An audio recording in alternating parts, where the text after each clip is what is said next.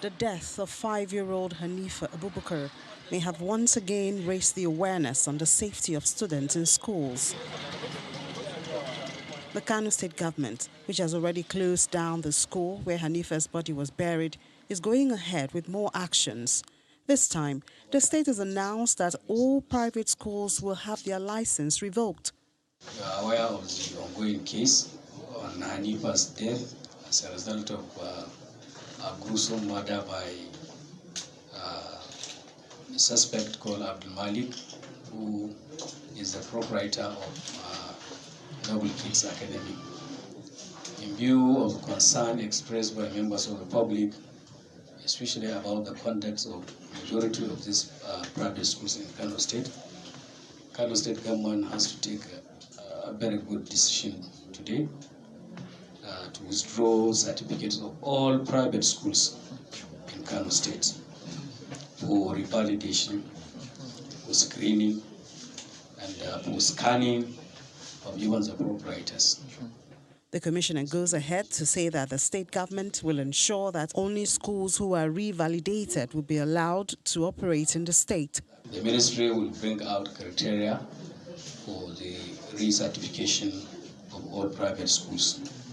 And this committee will involve all sectors, including Ministry of Justice, DSS, police, civil defense, fire services, Carota, and all other government agencies that will be part of the committee to look into the revalidation of all private schools in Kano. The Commissioner of Justice, on his part, assures that justice on this particular case will not be deterred by any force within or outside the government.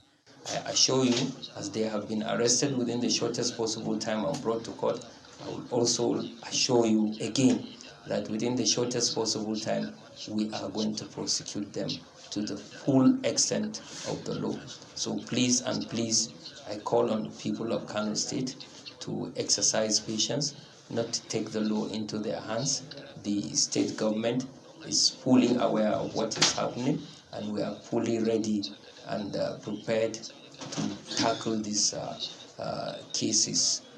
Hopefully, the measures taken to ensure the safety of private schools all over Kano State will begin to yield positive results to ensure the continuous safety of students in schools.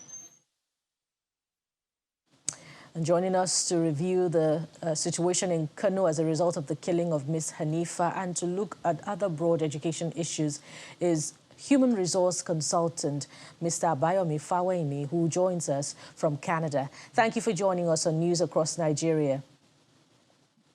Thank you for having me. Good afternoon, good morning, everybody. Good afternoon. The International Day of Education is observed on the 24th of January every year to mark the role of education in peace and development. And yesterday in Kano State, the government revoked the operational licenses of all private schools following the death of little Hanifa Abubakar. How do you react to this?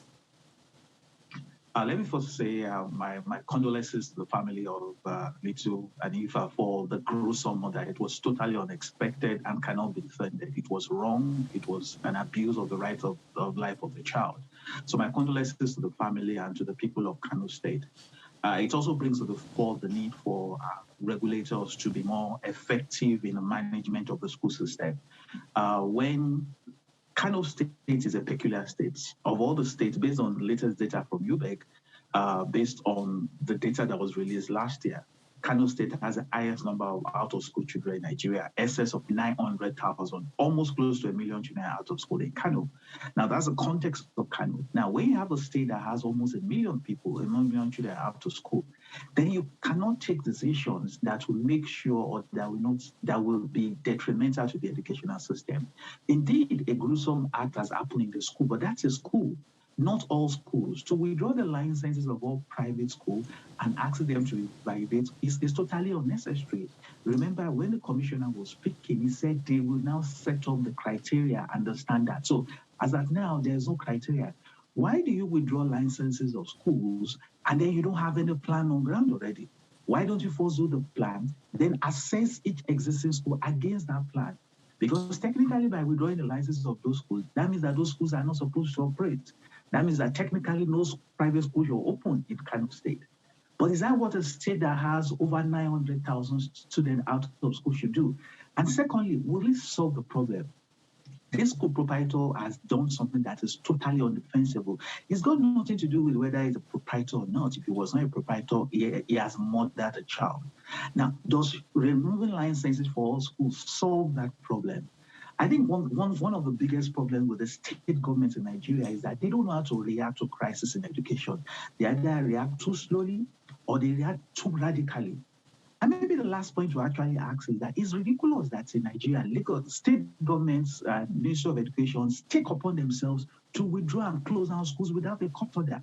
I mean, one of the things we have seen in recent times is how the court have said agencies like the EFCC cannot take some actions without the court order. How do you close down a legitimate business? How do you withdraw a license by a press conference without even the court order, not even the honor of respect to our justice system, to say, okay, we need a court order to take on this action? You just announce and that ends it. That can't be the way to run an educational system, and albeit in a state with almost 1 million children out of school. Yes, and I'm going to pick up on that point exactly. In many parts of Nigeria, there remains internally displaced persons camps with many children out of school as a result. What do you propose as a continuing education policy to fill this peculiar gap brought about by insurgency, banditry, so that education can continue in wartime as it does in peacetime? Yeah, I mean, very, very great question, and thanks for asking that. It's important for us to remember, based on the data from UNICEF, UNESCO, the figure they have been working with, we have about 10.5 million children out of school. The Federal Ministry of Education came up last year and said the numbers have radically reduced, but we're still talking about excess of between 6 and 8 million. Actually, the data is all over the place now. Now, what is important is for us to accept and agree that the challenges of banditry and wickedness has led to the closure of schools. Perhaps among all professions in Nigeria, perhaps beyond the army, the profession that has suffered the most from all of these attacks has been teachers. Schools have been burnt and they have not been schools. But gratefully, some schools, some of the IDPs have been able to provide some school or some semblance of education there. But it's important for us to actually interrogate that data very well. So, for example, one of the top 15 states that has the greatest number out of children school in Nigeria is Oyo State. There is no banditry in Oyo State like you have in the nature of Borno or you have in the nature of that. Kano State that has over 900,000 students is not as threatened by the threats of bandits compared to Borno State or compared to Adamawa, for example. So you realize that there are many of the states where children are not going to school. It's not necessarily because of an attack. I give you the example. The biggest number of out of school children we have in the Southwest is in Oyo State. Oyo State has had relative peace. So it's just that we have refused to follow what the law says. We have a UBEC law that criminalizes not sending a child to school. We have a Child Rights Act that says a child should not do certain things at a certain age. Our state institutions have refused to put that law into effect, and that's the reason why we have students out of school. Many parents give reasons why children are not out of school. I want him to assist me with business. I want him to do it. But there is a law that says it's a crime. We need to get the state to act on that law and start to effect the full weight of the law of people that refuse to send the children to school, including those that accommodate those children as house helps, as sellers, and as staff. We need to put that law into effect as quickly as possible because millions of children out of school is a crisis you are waiting, you are breathing, and you are sustaining. As much as I'd love to continue the conversation, we must leave it here for now. We want to thank you very much, Mr. Fawehinmi, Human Resources Consultant, who joined us from Canada to talk about the out-of-school situation in Kano State and other education issues. Thank you very much for your time on News Across Nigeria. Thank you.